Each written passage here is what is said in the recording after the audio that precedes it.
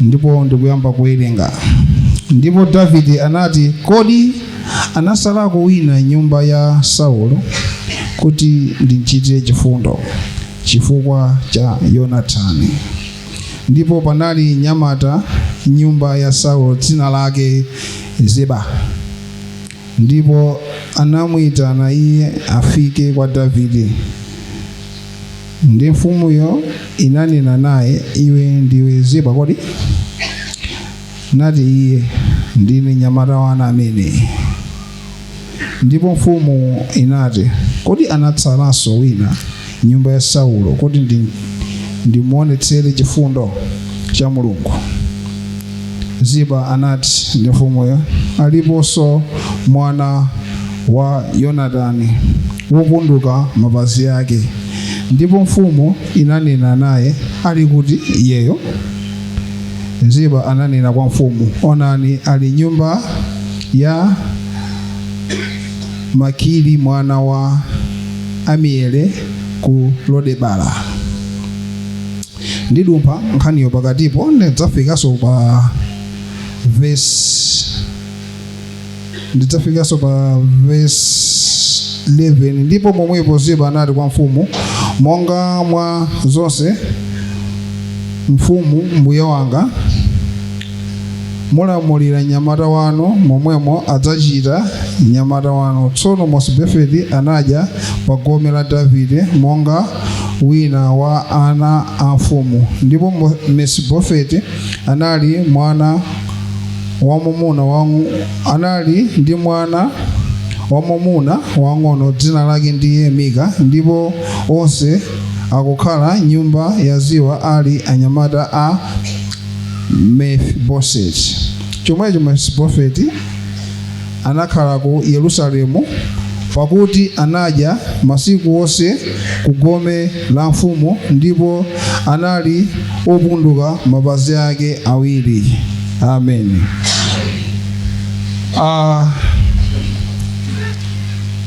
Buku la Samuel chapter 2 kuyambira pa chiyambiriro ikungokamba za mfumu Davide. Kuyambira pa chapter 1 akukamba za Davide. Ndikuti chapter 1 akukamba za Saulo ku imfa yake imene anafera. Saulo ngati mukumbukira idali mfumu yambirira ku Israeli, koma sidachite cholungama pamaso pa Mulungu. Adaphedwa. Mu chapter 2 David akukhala mfumu ya Yuda, osati mfumu ya Israeli koma mfumu ya Yuda.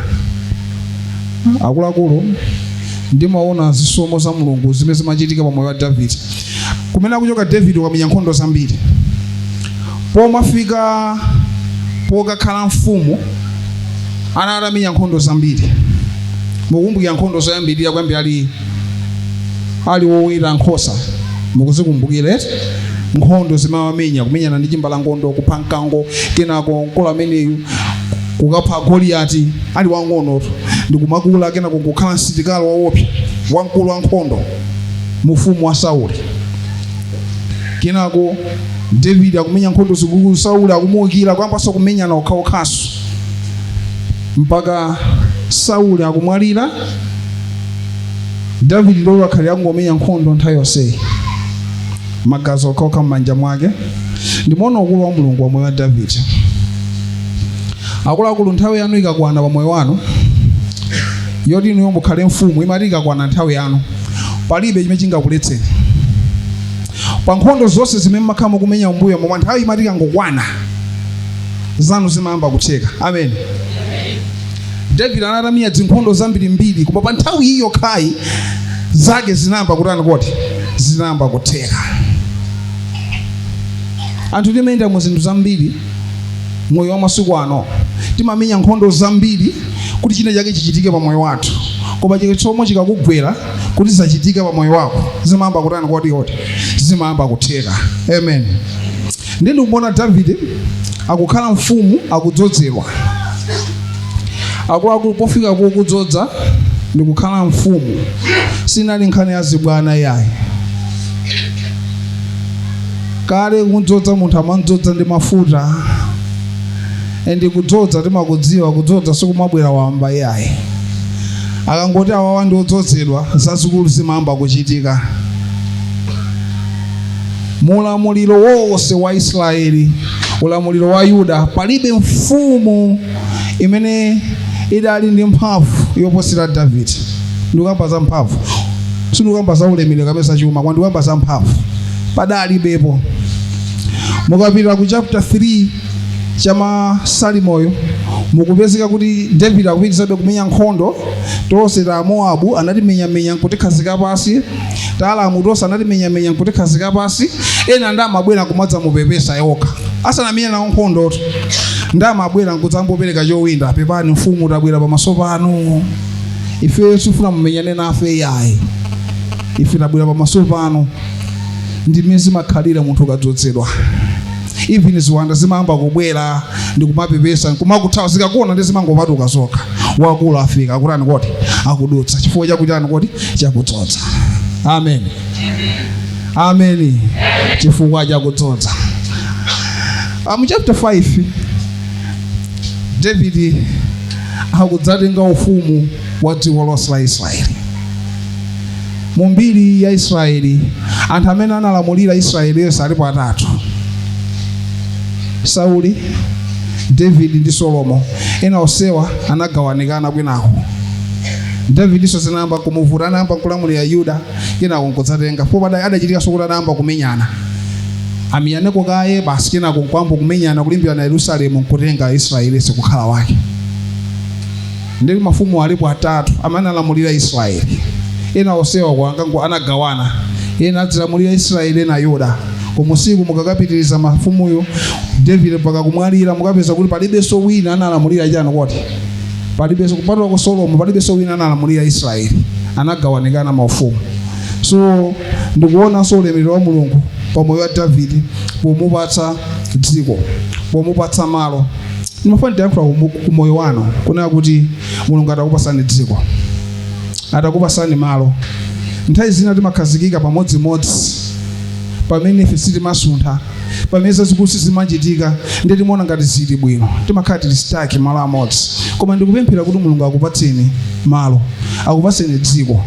Sindikukamba malo kuti mukamlimembo kamene mukamangepo nyumba ayi, ndikukamba za territory ya ufumu wakumwamba. Amen. Atakupatsani zanu zitakhala zanu. Amen.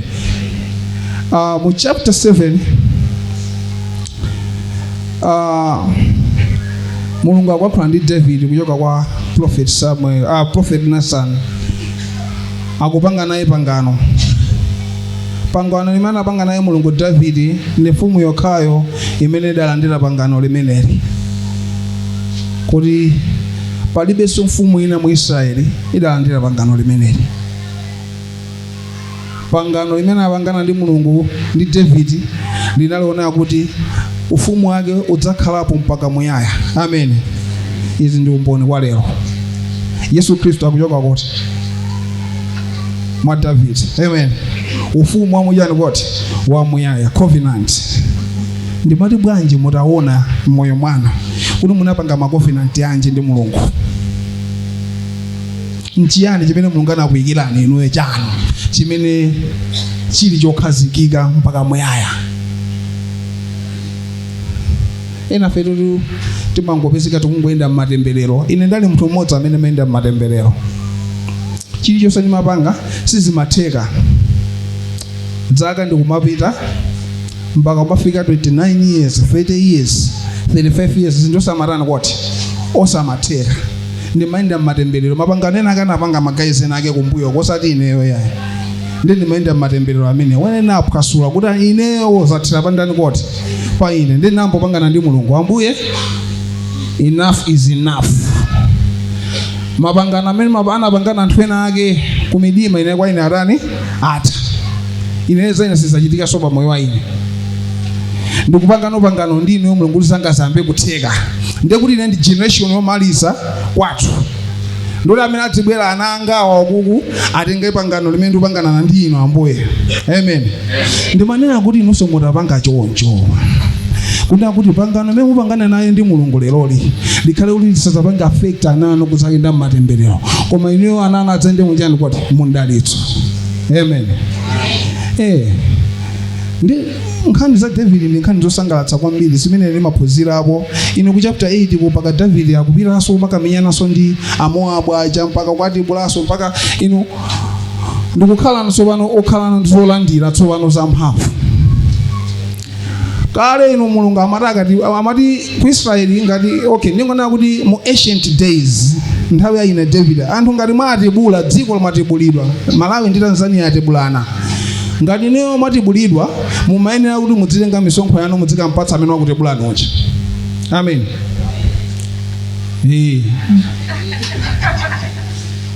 Ngati mwatibulidwa muyenera kutenga msonkho mwampatsa amene wakutani yokoti wakutibulani. Ndifeke David anakhala mfumu yamphamvu kwambiri. Mukumbukira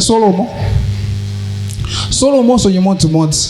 Solomon ndiye anapanga anachenjera kwambiri. Sanali mfuno menyana nawo akuluakulu amene angangopita kuwatira kwa nawo. Ino tisamenyane, inuyo mzingo ndipasa zinthu ine kwanti watira kwa mwana wanoyo. Choncho pakati mfumu toseticha. Kuchenjera. Amen. Ndiye munthu akakuti wawina nkhondo zakuzimu. Zako zabwino zimamba kutani kwati kukulondola. Amen.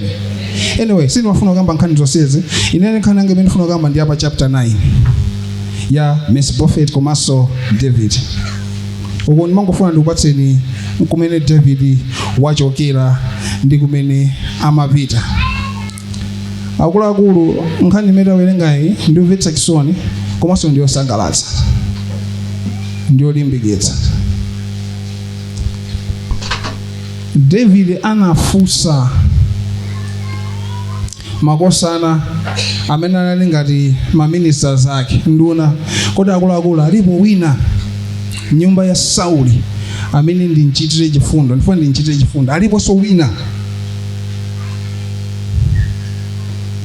Ndi nkhani yona kuti ikundidabwitsa kwambiri nkhani ya David ndi Sauli ngati mwakuidziwa bwinobwino.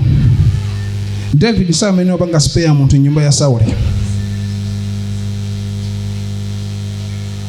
Ingakhale mu ancient Israel munthu ngati walanda ufumu amapha banja lonse la ufumulo. Amapita ngati walanda ufumu wa Sauli ndio kuti aliyense wa nyumba ya Sauli zidzukulu ana ankolo aka Sauli ana ankolo aka Sauli aphedwe onse. Munthu ngati walanda ufumu. Koma David akubwera kuti aliponso wina wa nyumba ya Sauli ndinchitire chifundo. Koma Sauli ngati mukumbukira bwinobwino anakhala kufuna kumupa David kangapo. Mukumbukira? David anakhala obisala mpaka muifa yake Sauli David amamuthawabe Sauli. Koma iye akukayima akufuna achitire wina chifundo nyumba imeneyoyo. Ndinu angati amene mutochitira chifundo adani anu. Wakubaba ukavuta kulowa magayi. Kumamba ukavuta kulowa. Akuluakulu kukalowa kumwamba kukavuta chifukwa chokanika kukhululuka timakanika. Ifo kukhululuka kumativuta kwambiri. Tiyele neba wathu akangoti ndi mdani wathu amwene amene sitidzamuyankhulanso. Sitidzacheza nayenso ameneyo sitidzamuwuzanso kuti mwadzuka bwanji ameneyo yayi mpaka kukalowa m'manda. Ine ndaziona akoto. Nakhalako ndi neba. Adayambana iwowo pachineba pawopo mpaka adalowa m'manda osawiri osakhululukirana. Osabwera kuzanzanga pepani. Ndio wina yenkuyamba kumwalira neba ndi neba tu ndukayipira kukayikidwa m'manda kumudzi kwawo neba ujosapita ayi kumaliroko. Kusakhululukirana ayi. Mpaka kayikidwa nzake kumanda osapita abeso kuti ninyamula nawo maliro wangafika nawo kumudziko. Ayi neba kukaniko khululuka. Mdamanga chisankho chanji inuyo pamoyo wanu pankhani yokhululuka. Mwakhululukira anthu angati amene akupondani mapazi mwakhululukira ngati. Ndi ambiri amene wapanga zimene anthu amene tili mu church. Ineyo ndayambana ndi mzanga mtawuni ndi wa Chisilamu. Ndikuti ndi wa Chisilamu. Ndinankhulira galimoto. Ndanabwera nkundikalipira nkundilusira. suti ndachitira dala koma kuti iye amayenda inenso ndimayenda ndiye tonse tinakumana pamalo amene sitimene kuti tikumane nkukhulana magalimoto ndi mzanga uja adalusa nkwamba undikalipira ndikumenya ine kundikwenya lisanalowe dziwa mzanga uja anangochoka ku Nzikiri nali Friday anangochoka ku Nzikiri kungofikira ku shop mwanga akulu mundikhululukire zimene mankhula panja paja sindachite bwino Msilamu a Muslim koma I'm telling you Kristo sana kabwera sada kabwera ndipo mana ndikalipira yencho mubwezi ndikuenda wokhumatawo wakhwinya koma adayesetsa iye ndikubwera nkutsanata amwene mundikhululukire chimene ndinapanga ine panja paja ndicholakwika ineyo ndi amene ndalakwitsa nayima malo osakhala bwino ndinayenda malo osakhala bwino ndikhululukireni akulu galimoto nkakonzetsa ndekha ndito pamene galimoto ndayitenga kale undukatani ndikukakonzetsa forgiveness akhristu zimene zimativuta mwana wa neba watiphwanyira window koma tikawuza neba uyike glass waphwanya mwana wakolo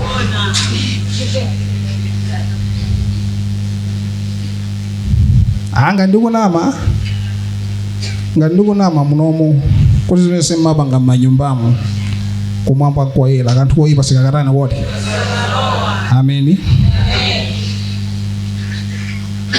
So David anaonetsa chifundo pofuna kukhululuka ndeme munthu amene amwita naye Ziba adapita kamutenga mwana uja mwana amene alopunduka mapazi pepo nautana mwana alopunduka mapazi mukawerenga kumbuyo ma chapter 10 akumbuyo ka think kan chapter 4 akufotokoza za nkhani ya mwana amene kuti alumale mwanayo ndiona kuti nkhondo ya David ndi Sauli irafika povuta amene amusamala mwanayo ankafuna kuthawa naye kanali kakang'ono kamwana kakang'ono afuna kuthawa nako pothawa nako ndana kamenyesa pasi kanagwa nkufikira ndi mapaziyo mwana uja nkutani kuti nkosweka mapazi ndifika nalo lopunduka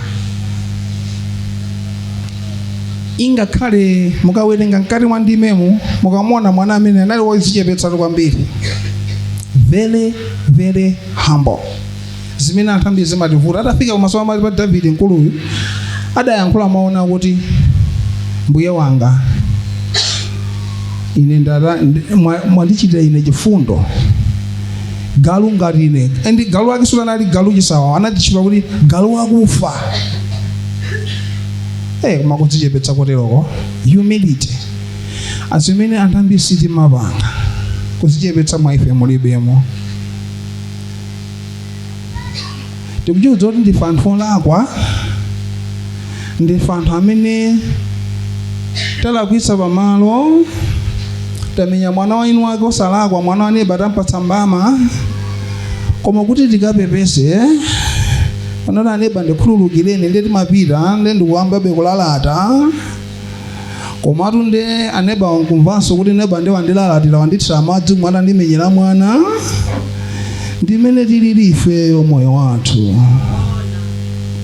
azibambo maofisi mumadzoti mwalakwitsa pepa lali mwalilakwitsa ndi makankalipira junior ndikunama azibambo ndikunama azibambo sakuyankha samalakwitsa ndimagwira ntchito medical stores ngati inteni nthani ake mbuyomo nkhani mesini mayiwala bwana analakwitsa kulemba memo ndikundipatsa ine kuti ndile tumize ngati email umwe bwana anandikalipira ine talakwika tapita kale kwa ichi wapititsa bwanji chimenechi mbama mofesi bwana atalakwitsa tuyezo lemba yekha kuzichepetsa kumafuta nali nda bwana uvuta koopsa abwana kumenya mbama mofesi kuzichepetsa kumativuta lizoni imene timakanikira kuna kuti tifike kugonja kuti nenda lakwitsa ndife timeta nyamula ubwanawo koma akuluakulu kufika povomereza kuti ine ndinolakwa ndi chinthu chabwino kwambiri pamene walakwitsa umapepukirwa kwambiri. I'm telling you this bwana mpaka lero akandiona amasintha njira panopa akugwira ntchito ku MRA napita ku MRA ukapanga mapepala ina atangondiona munthu mukolidwa anasintha njira mpaka lero tu nkhani yoti inachitika 2012 kusintha njira munthu zibambo bwana ndimafuna kuyankhuleni kuthawa kulowa mu ofisi ukhomamo uzichepetsa nkwabwino akuluakulu ukapepesa umapepukidwa zimakutani kodi zimakuchoka amen zimakuchoka so ndimati ndifuna ndiyankhuleni ndinu mama uno ndibe nthawi yambiri nthawi yathakale anatuze malize half 7 ngati munthu supanga chisankho chokhululuka ndi kuyenda mchikondi akuluakulu dziko limalemera munthu amene alibe chikondi dziko limamulemera ine ndazionako moyo mwanga zimene panga Davidezi ndi true reflection ya zimene ndi opposite ya zimene ife timakhala anthu tsiku ndi tsiku yomukhulukira munthu nkubonetsera chikondi mukawerenga chapter chikumapita kunena kuti munthu uyu anafika mpaka pomuuza kunena kuti udzadya nyumba yanga masiku osachana kodi amoyo wako si chinthu chophweka atu chikondi chomamuonetsera ndani wako si chinthu chophweka koma ndi chisankho chimene chimabwera pamene munthu amwene akuyenda ndi Ambuye ineyo ngati mulibe Yesu izizi ndikuyamba zonsezi zili useless ngati Mulungu mmatalikirana naye zonsezi ndikuyankhula zili useless olo nditakuyankhulani motani olo nditayankhula maotani koma ngati mulibe Yesu kukhululuka simungakukwanitsa kukwena kubwera kwa munthu amene amenda ndi Mulungu kukwena kubwera kwa munthu amene amenda ndi Yesu amene atembenukanso mtima amene ali otsogozedwa ndi Mzimu Woyera kupanda Mzimu Woyera zonsezi zili chabe useless mu church munomo ngati tingabwere kuno madzalambira useless mu church munomo we are just escorting others amene akupita kumwamba tapangani chisankho amayi abambo choyenda ndi Yesu akukufunani akukuita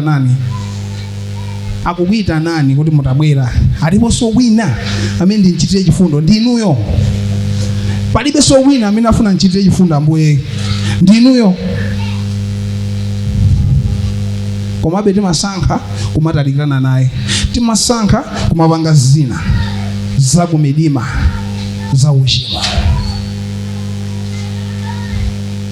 It will be sad on that day. I'm in church every Sunday. You give seed money. You are helping. But if you don't have Jesus, Jahena. In this kind of gambirana, the Mamulungu. Ilibe negotiation. Ilibe deal. Ilibe corruption. Make a decision today to walk with Jesus. He is inviting you. Akufunani loyo. Mubanga jani. Chimechukuga nikitsani kuti mpaka lero lisi mnamlandile Yesu. Mubanga ja. Chakuimitsa ni nchani. Dziko la basi kuja kwa dziko la basi sima. Ina tusamulanda Yesu ifuya nsima. Pamene pakuchoka ndrama pawo pakwaka nikitsa kulandira Yesu. Amen. Sakuyankhula kuti amen chifuna kudziwa. Pamene mukutenga ndalama mukudziwa kuti mukangoti Yesu ndabwera pamaso pano ndalama sizilowa nyumba. Mukudziwa.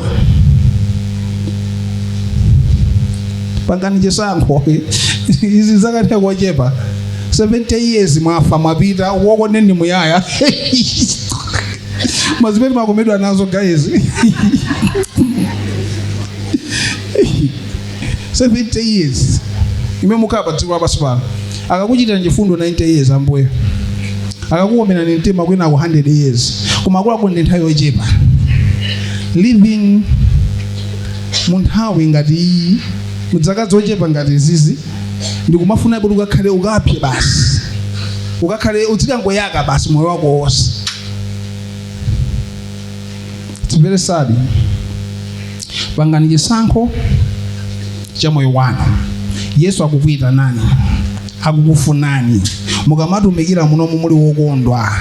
muli olomota khala mulibe ndalama, olomota khala mulibe zimene muli nazozo, koma ngati muli ndi Yesu, you have carried a great thing. Ndikuwuzani, mwanyamula zazikulu zoopsa kupasa zimene muli nazo. Kaya muli ndi galimoto, ndi muchoti galimoto ngangoti ndalandira Yesu idzapita ndidzayenda wapasi, chachikulu chimene mwanyamulacho. Akaya mawu Mulungu. Tate ndimirire.